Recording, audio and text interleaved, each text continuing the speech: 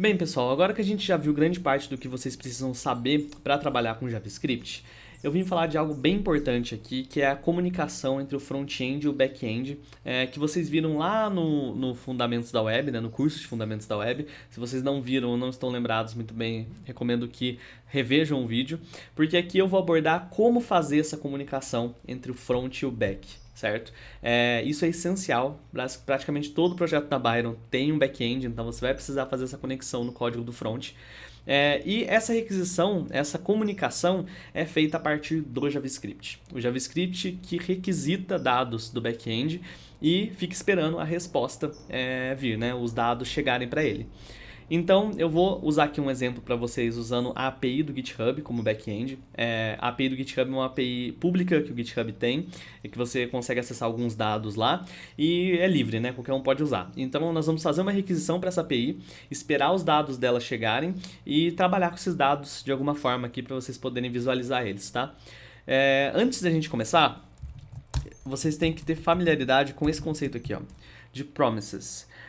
São promessas, certo? Em português. Esse conceito é muito importante porque diz respeito ao seguinte: existem certos códigos no JavaScript, certas coisas que a gente vai fazer aqui, que necessitam que haja um tempinho de espera, certo? Existe um delay para o código ser realmente realizado. Exemplo, comunicação com APIs, que é o que a gente vai ver aqui. Imagina, você aqui no código JavaScript vai requisitar um dado de uma API. A API está em outro servidor, certo? Ou seja, existe aí o tempo, um tempo de requisição e de resposta que depende da sua internet, que depende da situação do servidor onde está a API. Entendem? Então, vamos supor que tem um dia aí que o servidor lá da API não está tão legal, que a sua internet não está legal. Talvez essa requisição, quando você requisite dados da API, demore alguns segundos para esses dados chegarem para você, certo? E o JavaScript não sabe que ele tem que esperar isso. Ele vai simplesmente rodar o código dele. Só que ele precisa esperar, porque provavelmente depois que você pedir esses dados, você vai ter que trabalhar com esses dados. E você não consegue trabalhar com os dados se eles não chegaram. Então, se eles não chegaram ainda, né? Porque você precisa esperar. Então, a gente precisa dizer para o JavaScript que ele precisa esperar um pouquinho para que os dados cheguem. Aí sim, ele continua o código dele trabalhando com aqueles dados, certo? Beleza. Tudo isso aí que eu falei tem a ver com promises. É o motivo pelo qual promises existem. As promises são justamente isso. É a maneira do JavaScript dizer o seguinte, ó, eu tenho um dado ou alguma coisa que vai vir no futuro, certo? Só que não chegou ainda. Então, eu vou esperar um pouco para esperar ele chegar. Aí, quando ele chegar, a gente trabalha com ele da forma que for melhor, certo? Então, eu vou usar aqui uma promise bem tranquila, que é bem conhecida, que é justamente a promise fetch, que requisita os dados de uma API, certo? Se escreve assim, ó, fetch. O fetch ele vai retornar uma promise. Olha aqui, o próprio VS Code já diz pra gente, né? Aqui, ó, ele vai retornar uma promise. Que é o seguinte: o fetch ele vai basicamente se comunicar com o back-end e trazer os dados, beleza? O back-end que eu vou usar é a API do GitHub, como eu disse. Então, api.github, essa aqui. Essa API do GitHub, eu vou copiar aqui, ó. api.github/users. Eu vou pegar o meu usuário aqui. Ele vai retornar as informações do meu usuário do GitHub. Vocês podem colocar o de vocês. Ele vai retornar informações como o nome, a descrição que você tem lá no GitHub, enfim. É uma API que é pública, então qualquer um pode usar. Aí é só você substituir aqui com o seu nome no GitHub. O fetch, ele vai então fazer justamente essa requisição, tá bom? Ele vai pegar esses dados e o que acontece? Por ele ser uma promises, eu não posso simplesmente fazer isso aqui, resposta, colocar ele dentro de uma variável e esperar que ele retorne aqui pra mim o que eu quero, certo? Por quê? Porque justamente eu não falei pra ele que ele tem que esperar, certo? Como isso daqui retorna uma promessa, eu preciso tratar essa promessa, beleza? E o JavaScript tem um jeito específico de tratar promessas que é bem interessante, que é o seguinte: isso daqui vai retornar uma promessa, certo? promessa de que um dado virá no futuro e que ele tem que esperar um pouquinho. Então eu posso fazer o seguinte, ponto then, e aqui dentro de then eu posso usar uma requisição, uma função arrow, né, uma arrow function, esperando o seguinte, uma resposta, tá? Uma response. Aí aqui uma arrow function bem parecido com o que a gente viu lá nas aulas de arrays, né? Então aqui abre e fecha parênteses com um parâmetro e uma arrow, né, indicando que é uma função. O que eu estou falando aqui para o JavaScript? Faça essa requisição aqui para mim. Then, esse then significa justamente essa espera, ou seja, você assim que o dado chegar, ou seja, quando o back-end responder, aí sim você continua o código. Até lá, espera isso daqui chegar, aí quando chegar, você vem aqui nessa função e faz o que eu mandar. Então o que acontece?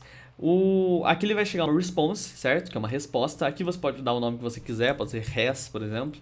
Mas eu gosto de colocar response para indicar que é a resposta, certo?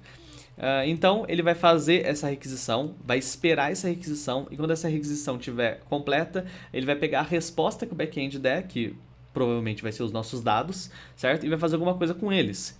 No caso, eu vou fazer o seguinte, colocar aqui response .json, tá bom? Para ele retornar no formato JSON. Se vocês colocarem aqui o mouse no VS Code de vocês, aqui ele não está mostrando, deixa eu ver. Aqui ele mostra. Body.json. Tá vendo que essa response.json, ela também é uma promise? Inclusive, se eu vier e fazer isso aqui, ó, console.log e colocar isso daqui e tentar printar a resposta, tá? Eu vou vir aqui no nosso console, vejam só, salvar, olha só o que acontece, ele não printa nada, ele printa só uma promise e coloca aqui que está pendente, certo? Por quê? A resposta, essa response que chega pra gente também é uma promessa, inclusive você pode ver isso aqui colocando o mouse aqui o próprio VS Code já indica, né, que é uma promessa, e sendo uma promessa, ela tem que ser tratada da mesma maneira com que nós tratamos o fetch, usando o then, certo? Então o que eu vou fazer aqui? Eu vou fazer o seguinte, response.json.then, beleza? E aqui, de novo, vou pegar aqui uma resposta, response, beleza? E aqui, eu não vou chamar de response dessa vez para não confundir, vou colocar body, tá bom? Body da requisição. Porque, enfim, a resposta vai ter um corpo, né? Que é onde vai ter os nossos dados. Então, vou chamar de body. E aqui, agora sim, eu vou dar um console.log no body. Beleza? Vejam só o que aconteceu. Ele retornou para mim o meu login, mfnovais, o meu ID, e todas as informações aqui, o URL do meu avatar, a bio, blog, company, a criação do meu usuário, enfim, um monte de coisa, certo? O meu nome completo aqui. Ele retornou tudo do meu usuário, ou seja, ele está se comunicando com a API do GitHub. Nós fizemos aqui a nossa primeira requisição a um back-end e está tudo retornado aqui. Sei que isso daqui agora pode parecer um pouquinho confuso, mas com o tempo vocês vão pegar o jeito. Mas é aquilo, se for uma promessa, você precisa usar esse then aqui, certo? Porque senão, como a gente viu, ele retorna lá que a promessa está pendente, porque justamente ele não sabe que ele tem que esperar aquilo chegar. Aí você coloca o then para indicar isso para ele. No caso aqui, eu vou deixar isso mais bonito, tá bom? Porque aqui a gente está fazendo um then dentro de um then, tá vendo? Aqui tem um then, aqui tem um then de novo. Isso aqui fica feio. Então eu vou fazer o seguinte, pode tirar esse código aqui, certo? Eu vou retornar aqui, return, a resposta, response.json, tá bom? Então tudo isso daqui vai retornar a response.json. Como ela está retornando a response, eu posso chamar aqui um then de novo, certo? Depois do then, então eu posso fazer um then primeiro aqui, eu vou até deixar aqui para ficar fácil de visualizar, mas eu posso colocar aqui que ele fez um primeiro then, tá vendo? Deixa eu ver aqui. Aqui, beleza. Ó, ele fez o fetch, tá bom? Aí ele fez o dem, coletou a resposta, a response, retornou essa response, que é uma promessa também, e a partir dessa resposta ele fez um then de novo, e aqui a gente pode colocar body,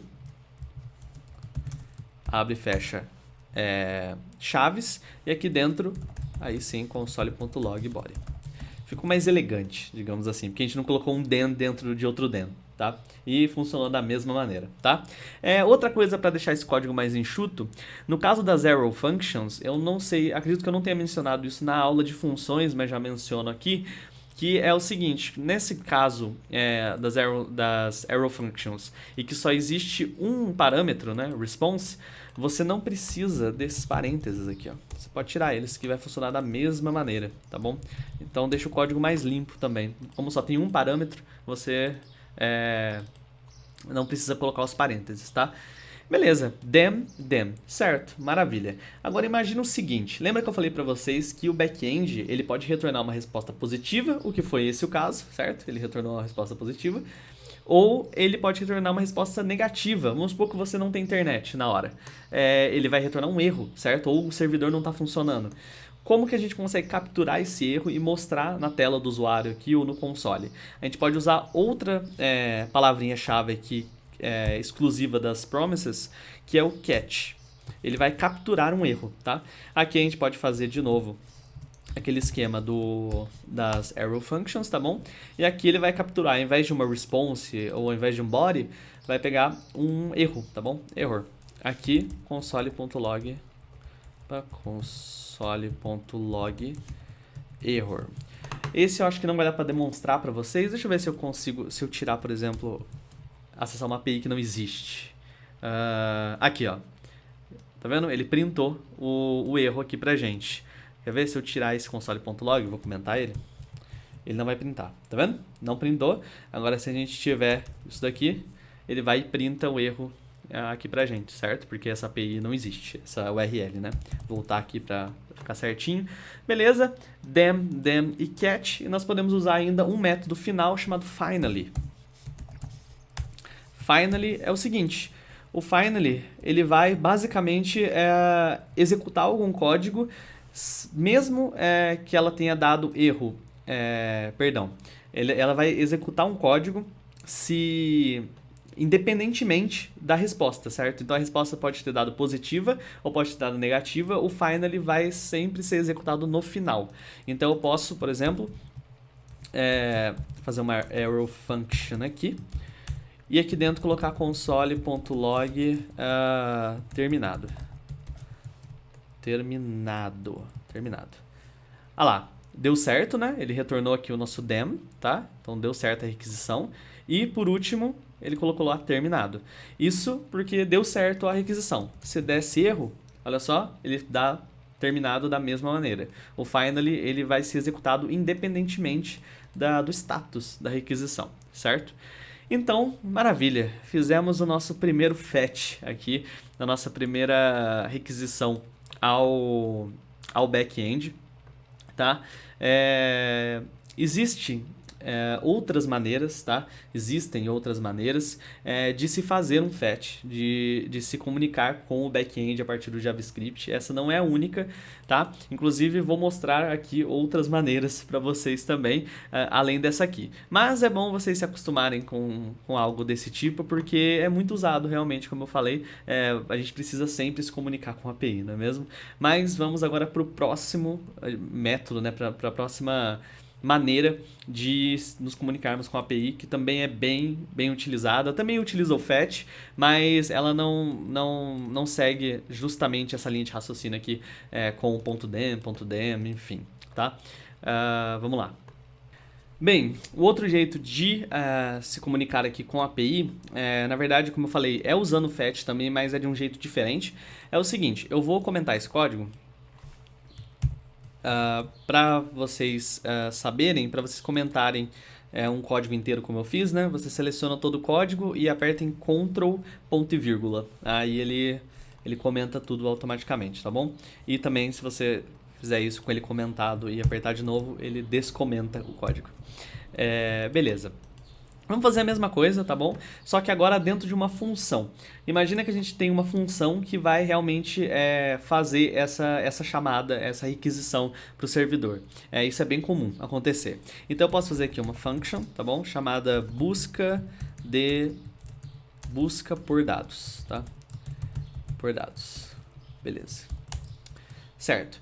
Aqui dentro dessa função, eu quero executar esse código aqui. Eu vou pegar ele aqui. Todo esse código e vou colocar aqui dentro da função, tá bom? Ou seja, eu quero que dentro dessa função, eu já posso, beleza, apaguei ali o que a gente tinha comentado antes. Beleza, eu quero executar dentro dessa função tudo que a gente fez aqui, beleza. O que a gente pode fazer é o seguinte, tirar esse dem aqui e esse sketch, finally, enfim, tirar tudo isso, deixar só o fetch, tá bom? E colocar isso dentro de uma variável chamada letResponse, tá bom? Certo? Mas lembra que eu tinha até falado no começo dessa aula mesmo que colocar dentro de uma variável assim não daria certo, porque isso daqui precisa ter o dem, né? Precisa ter isso daqui, ó, o dem, para ele indicar que isso é uma promise. No caso aqui que a gente está usando uma função, a gente pode usar uma sintaxe, né? Um pouco diferente, que é bem usada no JavaScript, que é bem útil também, que são as funções assíncronas. Então a gente pode colocar isso aqui, async aqui nessa função, e aqui, antes de fetch, colocar await, certo? O que acontece aqui?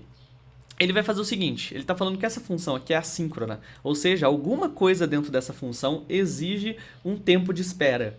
E nós estamos indicando aqui com esse await que a espera está justamente nessa linha aqui, ó, que a gente está fazendo a requisição, certo? Então a gente está falando, ó, a gente vai colocar dentro dessa variável aqui o valor que a gente receber dessa requisição, mas nós precisamos esperar esse valor chegar. E como que a gente espera esse valor? A partir do await. Esse await indica para o JavaScript, ó, espera esse valor chegar e só aí você pula para a próxima linha de código. Então o JavaScript só vai começar a interpretar linhas abaixo aqui, né, de código, quando esse await for completo, ou seja, quando isso daqui, quando esse fetch for realizado por completo e receber a sua resposta final ali do back-end, tá? Então a gente recebeu aqui a nossa response, tá? Inclusive eu posso dar um console.log aqui, vocês vão ver que vai dar a mesma coisa que deu da última vez, que é a response.json. Aqui. Eu preciso chamar a função, né? Busca por dados. Não precisa do ponto e vírgula. Aqui. Tá vendo? A mesma coisa. Então, response.json, a gente viu que a response.json é uma promise também, então a gente precisa coletar o body, certo? Então, vamos fazer o seguinte, let.body await response.body,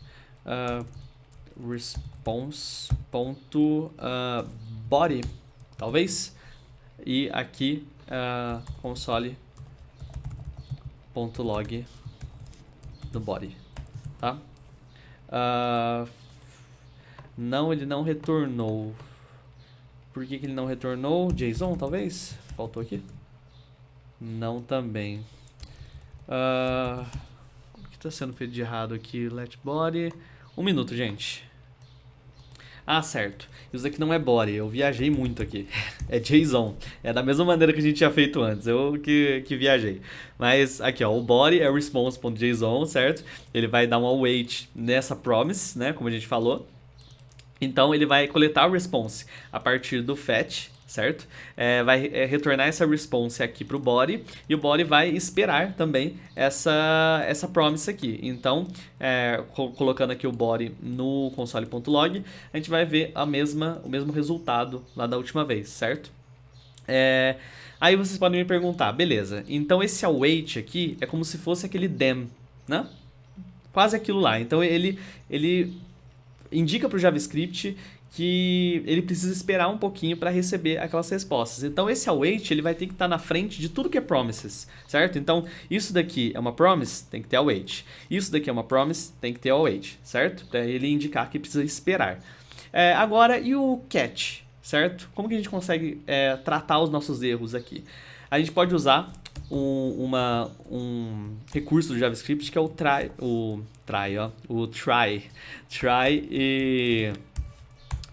e o catch, certo? Aqui, try e catch.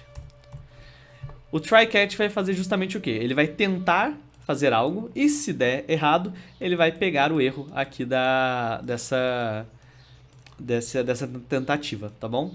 Então, vou fazer o seguinte, colocar tudo isso aqui dentro de try, tá? Try. E aqui eu vou, aqui no catch, coletar o erro, tá bom? Erro. E aqui dentro vou dar um console.log no nosso erro, tá bom? Aqui eu vou induzir um erro aqui, tá bom? Aqui ele já printou o erro, tá? Tá pegando aqui do catch. E aqui no final a gente pode colocar um finally também, tá?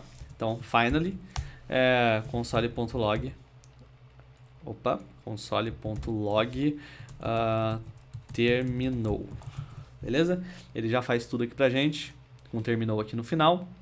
Voltar aqui na API. Beleza.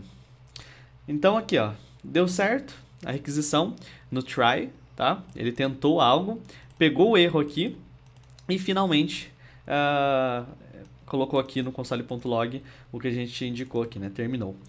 Beleza. Isso daqui, gente, é basicamente o que vocês precisam saber sobre promises por enquanto, tá? É assim que funciona. Sei que talvez pode ficar um pouco confuso agora para vocês, mas existem dois jeitos de fazer basicamente, que é aquele que eu expliquei primeiro, né? Usando quando você não vai fazer por uma função, aí você chama o fetch, usa o dem, né? Usa o dem aqui depois do fetch, né? Depois usa aquele dem. Ou você usa o await e o async aqui na função. Isso vai depender muito de caso, tá? Do caso que você vai usar.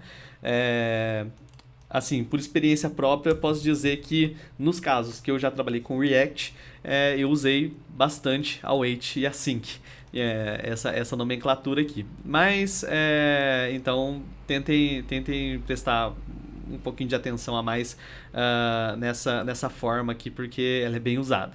Mas acredito que as duas têm o seu papel aí. E, enfim, aqui está sendo feita a requisição. E na próxima aula a gente vai ver um jeito um pouco mais fácil, talvez, eu diria, de puxar dados da API pelo JavaScript, mas aí a gente vai ter que instalar algumas coisinhas a mais aqui no JavaScript, uma espécie de extensão aí como eu posso dizer, um pacote do JavaScript que não vem por padrão. Mas isso deixa para a próxima aula. Até mais, gente.